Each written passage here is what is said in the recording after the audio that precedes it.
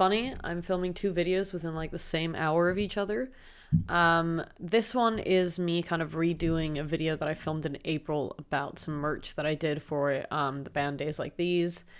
The video is really long. It feels kind of unnecessary. It's really rambly. And so I figured I would just remake it entirely, except for one section, because I guess want to still use that section as a way to kind of show you the zine finalized and everything. But this video is more so just a bit of a reflection on the process and a quick walkthrough of the process. So I'm gonna let past me take the floor and show you the zine. Now, today is actually the last day of tour. I'm on this side so that I can pull up the merch here. The last day of the tour, and so I've got prints, fake prints, real prints, test prints, so many. I think these 3 are the ones that I'm going to talk about, but I finally have the final prints, and so I thought that it would be perfect to just show you exactly what they are and they look like and whatever, now that they're finished, and now that they are out in the world, and now that you can go buy one at a show, I think from now on. I don't know. Maybe until they finish. I think they might be we printed 20, you get 20, and that's it thing. But anyway, this is pretty much what they look like. These copies that I have, the lighting sucks. I hope this is better. I don't know. These copies that I have are my gifts to the band. They are the extra prints that I printed just in case things went wrong and I needed extras. But yes, there's 3 of them, and they've got anyway, and they've got washi tape that's added on after the print. So just to give it a little bit of texture and vibe.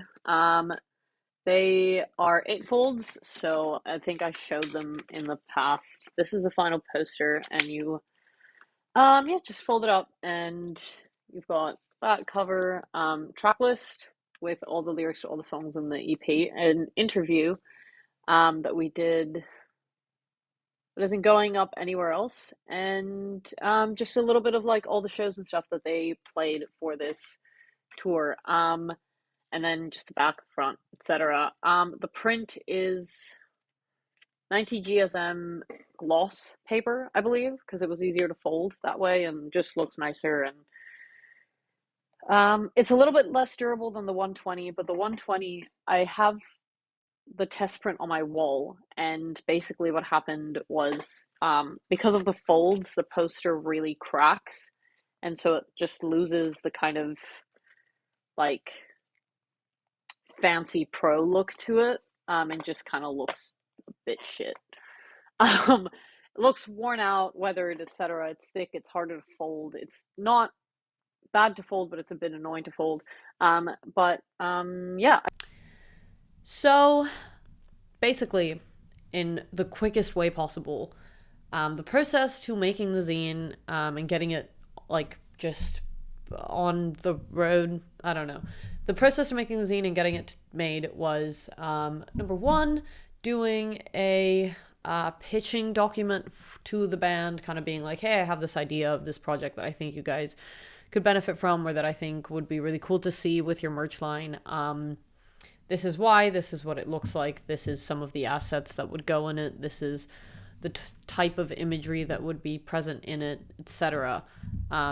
If you Google what a pitch document is, it'll tell you what you need to put in it, basically. So just do that. But in it, I did a lot of research on the band themselves, how they already presented themselves, and what kind of things they already had as merch and all that sort of thing. It also helps that I know the band, so I kind of know what sort of stuff they're interested in and what sort of stuff they want to portray more of within their work. So that was great.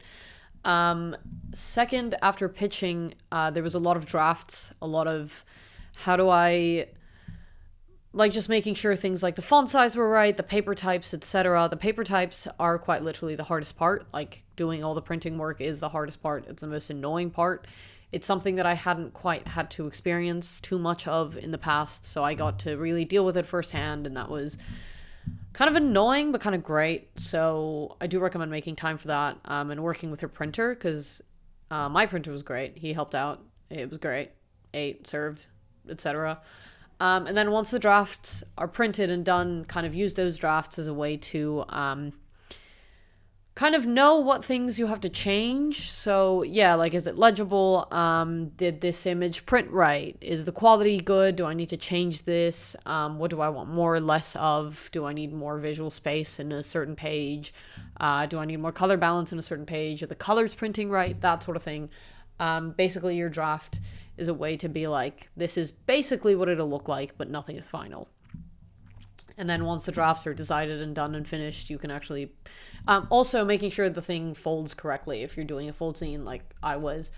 Yeah, pretty much just finalizing that and getting it done and finished. And you also have to make sure that you consider things like budgeting. If you need to get this zine to a different state 3 days after you finish printing / the day after you finish printing, plan for that as well. Because I mean, we did it. We did it, but it must have been like the day before the band were leaving, and I was trying to finish prints so that I could get on a plane the day of the show. So keep that in mind, and it would also help if the band didn't get their phones stolen the day you were finishing printing. But you know, that's an extra little thing. I joke and I kid, but it was great. It was a great project. It helps to work with a band who love their work and care about their work as much as Callan and Noah do. So that made it much more fun to work on than if I had just kind of made a thing and been like, hey guys, where's my feedback at? Like, they were great. They were great to work with. Yeah, that's it. That's all they're getting. I'm gonna stop being nice now. But what am I saying? How did I come to work on this project? And also a reflection, I guess, mini reflection. I came to work on this project because I've done work in the past that was zine based, and I've done work in the past that was music based. And I did my first zine, my first sort of design project was I made a zine inspired by Risha. It's not great, but it does. It's a good draft of what it could have been, I guess, is how I describe it whenever it comes up. And something that I liked about it was how I managed to explore the like music and identity and like visual identity of a musician, an artist within like a fictional work. Basically, it was just a lyric book. I really like lyric books. I loved them growing up. And a combination of those things, like lyric books and that project, and my friend Georgia saw Louis Tomlinson, and he had a zine that I got sent photos of. That's what friends are for. Those things kind of came together to make me be like, I want to make a project that is that. Like, I want to make something that belongs to a band that further explores their identity and their history and their just their music, their world, etc. I want to make a work that does that successfully and officially too. Because I've done a lot of like fan artwork, stuff like that in the past, and I want something that's official. Like, put me in. What do you want from me? I don't know. So yeah, that's pretty much immediately like my work with music, outside of this, being a music journalist and a music photographer, so on, so forth, etc., is kind of what led to me having this like connection with the band that ended up being like the thing that drove me to creating this thing. So you've seen the zine, as Past Me showed you in April of whenever it was, this April. And here it is. It's great. I don't think it's been long enough for me to have like really critical reflection on it to be like, this like sucks, and I would, if I could I would change this. And I also don't think that's really fair of me to do when you can still buy this as a piece of merch, and you should go buy it because it's great. Next time you see Days Like These coming to a town near you, you should go see them. No excuses because they played Tamworth like 3 days ago. So you don't really have an excuse. They'll be at a town near you. Just go see them. But I think I actually don't think I have anything bad to say about it.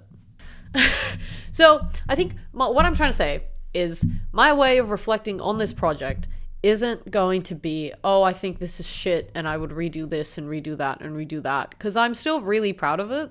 I think I'm a little bit separate from it now because I'm not really working on it anymore, because obviously it's out and you can buy it and whatever. So it's a thing that I no longer think about as my thing anymore. Like, it's now the Days Like These project. It's theirs now.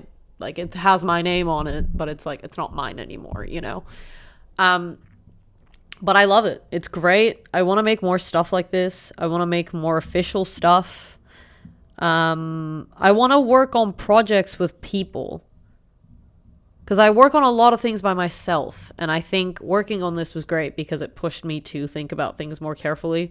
It pushed me to make work that I could be proud of, because it wasn't work for me. It wasn't I'm making a zine for me about something I enjoy. It was I'm making a zine for somebody else about something I enjoy and something they enjoy and something that is their livelihood and their work and their et cetera, et cetera. So it was like, I need to make sure that this work is good. Like, it just pushed me to make better work. I think that's what I want to say. I think that's what I want to take away from I made a zine for Days Like These.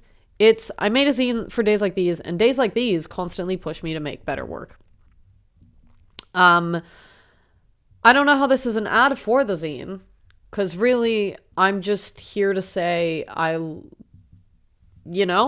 but it's there, and it's a video and you can have it, and that's it. But yeah, I love it. I love working with people. I love working with them, and I hope to do more in the future. Oh my god, I'm gonna drop it on the floor. Hold on. Yeah. So, it hasn't been long enough for me to really have a full reflection on it. I think my reflection on it is, next time you make a video about a project, make it right the first time so you don't have to redo it, you know? But other than that, the zine was great. The project was great. I think I wish I had made more time for feedback, maybe. I think we were all rushing through this project, and I think we had time for me to be like, hey, here's an update, here's what I've been doing, give me feedback, tell me how it's going, etc. And I kind of wish I had made a little bit more time to do those things in person rather than on through the phone or through a text or through etc. Because I think being able to get them to really feel the zine and look at it, etc., would have been great. Especially with all the paper types and all the paper options. Also, number 2, budgeting. But that's not on me, and that's not a diss. It's just we were really rushing through the budgeting at the last stage of it, and I think